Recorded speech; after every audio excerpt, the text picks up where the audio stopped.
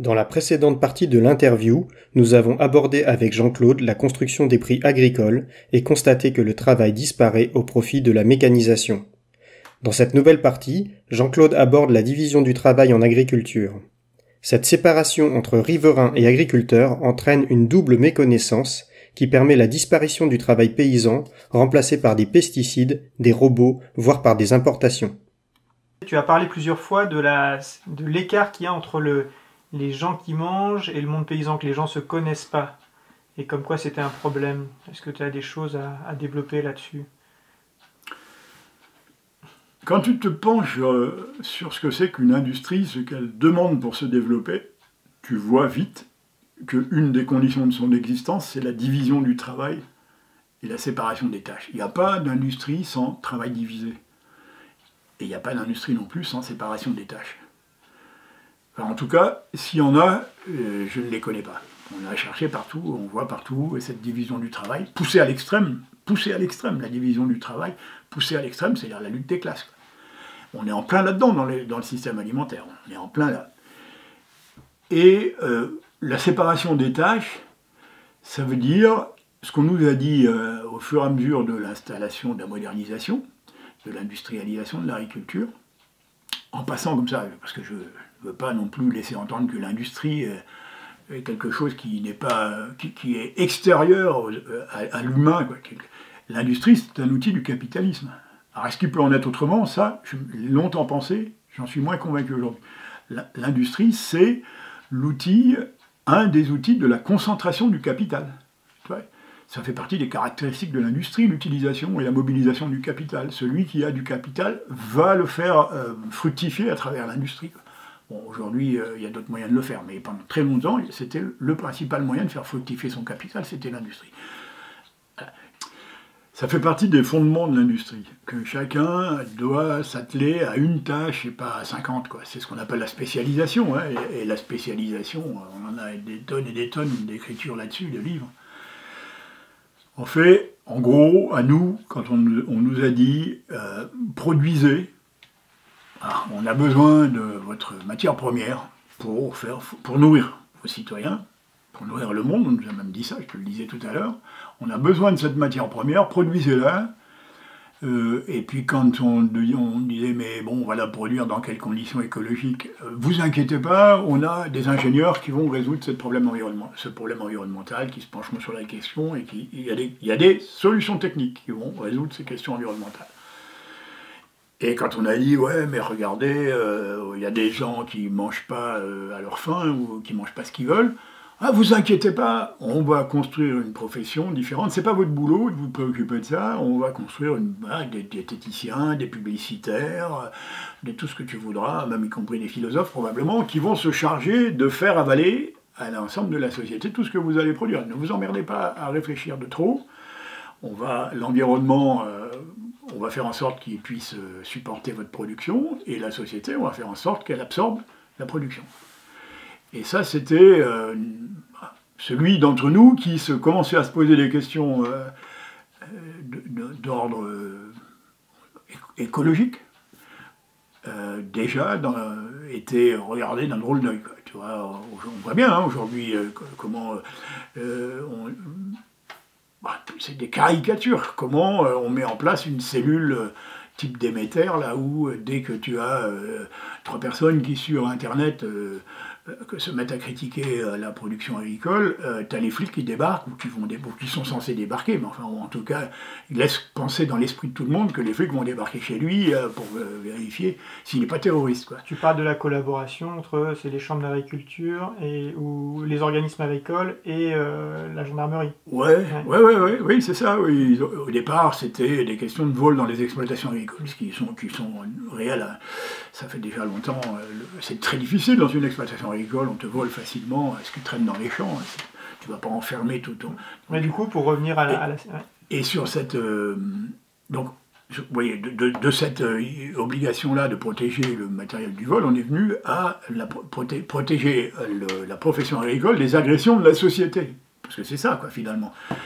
Et quand même, quand on en arrive là, ça veut dire que la profession agricole est détachée de la société. Elle est le métier d'agriculteur est considéré comme quelque chose d'extra social, d'extra-société, en dehors de la société, puisque on a besoin de le protéger des méfaits de la société.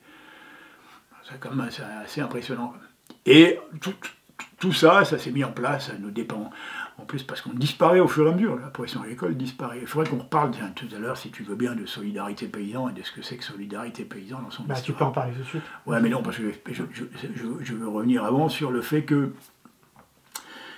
la conséquence de cette séparation des tâches là et de cette idée que nous, on n'a pas à se soucier dans notre métier ni des conséquences environnementales ni des conséquences sociales, ça a eu comme résultat que l'environnement, on l'a pourri, quoi. En Bretagne, on est quand même placé pour savoir que l'eau, elle est vite devenue imbuvable et que quels que soient les progrès qu'on fasse en la matière aujourd'hui, elle est encore imbuvable pendant 20 ou 30 ans.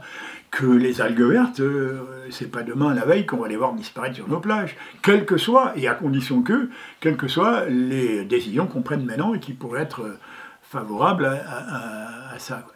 D'ailleurs, je me souviens d'un propos écrit du représentant de la FDSEA du Finistère qui avait dit « Le problème pour les agriculteurs en Bretagne, ce sont les riverains. » Ah oui. Oui, ben voilà, l'état d'esprit, ben exactement. Voilà, l'état d'esprit dans lequel on nous a mis aujourd'hui. C'est une très bonne... je crois que lui, il ne s'est même pas rendu compte du constat qu'il faisait. Notre problème aujourd'hui, ce sont nos voisins. Tu vois, alors que déjà, on n'en a plus. Parce que c'est un véritable désert, hein, là, le milieu rural. Je te disais, on est passé de 15 fermes, mettons, à 4 aujourd'hui. Ça veut dire qu'on n'a plus de voisins. Les seuls voisins qu'on a, évidemment, ce ne sont plus des voisins, ce sont des riverains. Là, ce sont des gens qui vivent dans les lotissements à côté de nous et qui sont susceptibles de nous agresser parce que leur gamin a pris 3 gouttes de produits pesticides dans les poumons. Voilà comment on vit, voilà où on en est. Chacun a sa place, chacun produit sans se soucier de la vie de l'autre. Et alors ça, c'est pour la question environnementale et de santé, mais tu t'imagines sur la question sociale, tout d'un coup, tu mets sur la table, tu dis au gars, mais il y a 5,5 millions de personnes à l'aide alimentaire, il y a 10 millions de personnes en précarité alimentaire, mais les gars, mais comme tu veux casser au foot avec cet informateur de lait, le producteur, alors même en bio, hein, même les gens qui se revendiquent de la vertu bio, ils sont dans le même état d'esprit. Mais qu'est-ce que je foute? Qu'est-ce que tu veux que je fasse avec ça? Moi, de mon côté, je fais ce que je peux, voilà, j'offre une gamme meilleure, de mon côté, je fais ce que je peux, et puis c'est le boulot, c'est pas moi, on me l'a déjà dit, donc comme pour l'environnement. Et on traite son voisin de riverain, et quand on le traite de riverain, oui, mais c'est très juste, hein, je la connaissais pas cette phrase-là, mais je vois très bien ce qu'elle caractérise dans l'état de fait aujourd'hui. Et sur la question sociale, donc sur la question environnementale, voilà, on traite les autres de riverains. Et sur la question sociale, donc des inégalités alimentaires, du fait que l'alimentation est devenue aujourd'hui un marqueur de classe, que l'alimentation est devenue un objet de ressentiment, eh bien, on ne va pas traiter les autres de riverains, on les traite de cassos. Tous les gens qui n'ont pas les moyens de se payer de la bouffe dans les quartiers, c'est des cassos. Tu vois, des gens, soit ils sont dépendants des minima sociaux d'une manière ou d'une autre, ou de politique sociale, quelle qu'elle soit, et dans ces cas-là, on n'a aucune hésitation, oui, ça coûte un argent fou, quoi. Tu vois, ça coûte un argent fou, quoi. Comment c'était même un pognon de dingue. Un pognon de dingue. Voilà. Et donc ça encourage à te dire, tu as des riverains, qui sont ceux qui habitent autour de chez toi, le peu qui restent, et qui te veulent du mal, et un peu plus loin, éloignés, qu'on connaît très peu, dont on sait absolument rien de la manière dont ils vivent, quels sont les loyers qu'ils sont obligés de payer pour se loger, pour s'abonner aux produits informatiques dont on parlait tout à l'heure. On n'a aucune idée de la manière dont ces gens-là vivent et on ne veut pas le savoir. Ce sont des cassos. Ah, voilà. Et va faire une société avec ça. Tu ne feras pas une société avec ça. Donc l'industrie a créé ce fossé énorme entre ceux qui produisent et ceux qui consomment. Et on a beau avoir dans la production des frères, des sœurs, des neveux, des cousins, des gens qui vivent en ville et qui pourraient nous apporter un regard sur la manière dont on vit en ville, on a fermé les oreilles et bouché les yeux parce qu'on ne pourrait pas continuer à travailler. Si on faisait face de manière lucide à la situation qu'on a créée, je pense que dans la situation actuelle, et il y aurait, d'ailleurs c'est ce qui est en train d'arriver, on va arrêter de travailler, quoi.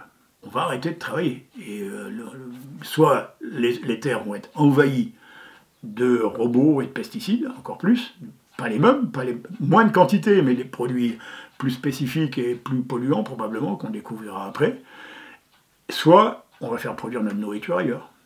Et ça a déjà commencé. Et cette méconnaissance-là... Alors, ça a déjà commencé... Ah bon, par exemple, les fruits et légumes en France, c'est fini. Enfin, les fruits, pas les fruits et légumes, pardon. Les fruits en France, c'est fini. Il n'y a plus de production de fruits, quasiment plus. Quoi. Elle a diminué, je ne sais pas, de plus de la moitié en a rien de temps. Là, quoi. Et il est probable que ça va encore s'accentuer. On peut imaginer, si on arrête de faire du lait, comme je le constate là, à ma grande surprise, hein, je le constate en Bretagne, qui est une des premières régions de production de lait en France, et on constate là, on est en train d'arrêter de faire du lait, le lait va venir d'ailleurs. Parce qu'on ne va pas tous devenir véganes, donc le lait va venir d'ailleurs, etc. Enfin, tu vois, les Anglais se sont déjà débarrassés de la production agricole dès la fin du 19e. Donc nous, on va prendre ce chemin-là, et puis ce qui va rester, il va y avoir une agriculture inscrite dans la compétition mondiale, qui sera une agriculture 5.0, et une agriculture de niche pour nourrir les 10 ou 15% de la population, qui vont augmenter très rapidement. Tu vois, le discours de la FNAP, de l'Institut, de l'ITAB, c'est que la consommation bio augmente, et puis que elle augmente même si elle augmentait d'1% tous les ans.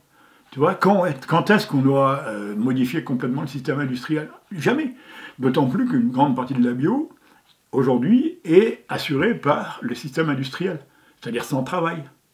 Tu vois, sans travail, de sa production à sa consommation, parce qu'on a peu évoqué, parce qu'évidemment, j'en connais beaucoup moins, mais tu trouveras certainement des interlocuteurs pour te renseigner là-dessus, tout ce qui est la chaîne de transformation de l'alimentation. Quand tu parles d'un produit brut, si tu prends le lait qui part de chez toi, dont tu ignores le prix qui va être payé, tu es payé un mois après avoir fourni la matière première. Quand tu ignores au moment où le lait part de chez toi, le prix qui va être payé. Ce lait-là, il rentre dans un système industriel qui t'échappe complètement. Il est ultra transformé, voilà, il est brisé. En fait, on brise cette matière première en autant de molécules qu'on juge nécessaire de le faire. Ça peut aller jusqu'à 15-16 matières premières différentes, qui ont des destinations précises qui ne sont pas toutes alimentaires, loin de là, qui peuvent aller du produit de beauté jusqu'à la construction de plastique. On reconstitue un lait en rajoutant après des matières premières qui sont éventuellement importées des pays du sud, du sud-est notamment, qu'on met en carton et qu'on te vend. On appelle ça du lait. Tu vois, et le paysan, il est payé sur le prix du lait qu'on te vend. Entre-temps, on a enlevé la principale richesse du lait, qu'on a revendu dans d'autres marchés, qui ont fait une fortune pour les industriels, y compris dans les coopératives laitières. Et de cette fortune-là, toi, tu as tes yeux pour pleurer. Tu as juste le minima qui te permet plus ou moins de vivre, d'ailleurs, et sans doute plutôt moins que plus, parce que sinon, on ne verrait pas des fermes disparaître comme ça, des fermes laitières. Enfin, si on vivait bien, si on vivait très bien d'un point de vue économique et d'un point de vue, comment dire, vie sociale, en produisant du lait, on ne verrait pas ces fermes disparaître. Ok, on va faire une petite pause. Ouais.